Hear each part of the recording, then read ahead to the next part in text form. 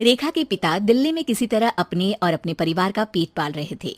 पर एक दिन अरे रमेश, तुम्हारी बेटी के तो समझो भाग्य ही खुल गए। वकील लड़के का रिश्ता आया है। अरे वाह। कब करना चाहते हैं शादी? वो लोग तो जल्द से जल्द ही करेंगे। बाकी शाम को मैंने रेखा को देखने के लिए बुला लिया है। तेरा घर छोटा है तो तुम लोग मेरे घर ही आ जाना। राकेश और उसकी बीवी सारी तैयारी के साथ रोहित और रेखा की शादी कर देते हैं। लेकिन अगले ही दिन देखो रेखा, शादी भले ही हो गई है, लेकिन तुम ये मत सोचना कि मैं किसी जोरू के गुलाम टाइप रहूंगा। रेखा को रोहित की बात अजीब लगती है। मैं ये तो सोच भी नहीं सकती और ना ही चाहती हूँ, लेकिन शादी के अगले ही दिन इस तरह की बात की उम्मीद भी नहीं थी। रोहित रेखा के मुंह से ये बात सुनकर गुस्सा हो जाता है। अरे, काफी जबान भी चला लेती हो। माँ ने सिखाया नहीं कि पति से कैसे बात करते हैं? रेखा अब चुप रहने में ही भलाई समझती है। रेखा, जल्दी से नाश्ता तैयार कर लो। आज पहला दिन है, सारे काम तुम्हें समझा दूंगी। ये नौकरानी है जो तुम्हें बता देगी कि कैसे कैसे क्या करना है। फिर इसकी कल से छुट्टी है। रेखा भी ससुराल में जी जान लगाकर काम करने लगती है। खाली समय मिलता तो पति के वकालत की किताब उठाकर पढ़ने लगती। ये क्या, जब देखो तब पढ़ती रहती है। अच्छा सुन, कल पिता के घर से 20,000 रुपये लेकर आना। मेरे छोटे बेटे की फीस भरनी है। लेकिन पापा क्यों भरेंगे उसकी फीस? अरे वाह जी वाह, पापा क्यों भरेंगे? तो ये बता, हम क्यों रखेंगे तुझे यहाँ? क्यों खाना देंगे फ्री में? अरे, क्योंकि मैं बहू हूँ इस घर की। तभी वहाँ रोहित आ जाता है। अरे वाह, बड़ी जबान चला रही हो। चुपचाप माँ जो कह रही है वैसा कर, वरना सामान उठा और जा अपनी झोपड़ी में। बेचारी रेखा क्या करती, पिता के घर जाती है, उनको सारा हाल बताती है।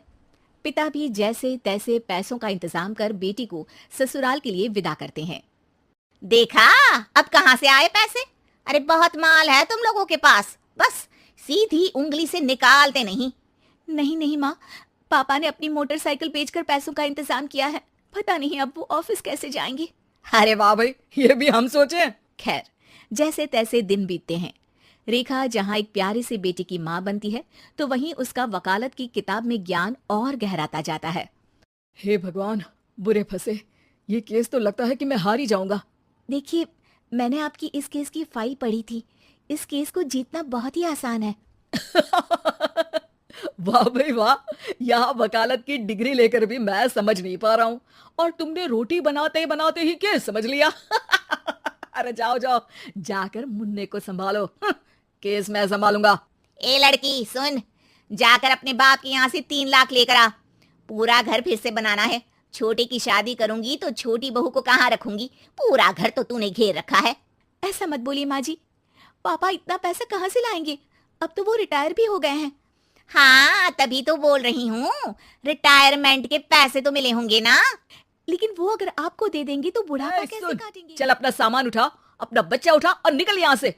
रेखा के लाख आग्रह के बाद भी रोहित और उसकी सास उसे घर में नहीं रखते। पापा, मैं तलाक चाहती हूँ।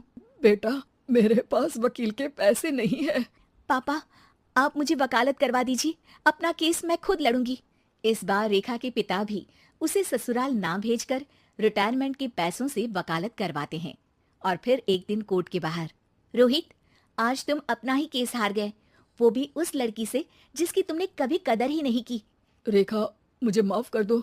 मैं इतनी बड़ी अमाउंट कहाँ से लाऊंगा? मैं हर महीने पैसे नहीं दे सकता तुमको। पैसे वहीं से लाना जहाँ से तुम मेरे पापा को लाने के लिए मजबूर करते थे। एक पिता अपनी बेटी की शादी उसकी खुशहाली के लिए करता है, ना कि सारी जिंदगी कर्जदार बनने के लिए। अरे आप बढ़ बढ़कर ज्ञान बांट रही हो। वकालत की किताब तो ससुराल में ही पड़ी थी ना। बिल्कुल, यहाँ मेरी गलती रही।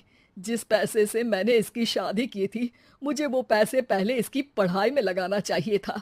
और आज रेखा एक जानी मानी वकील के रूप में काम कर रही है।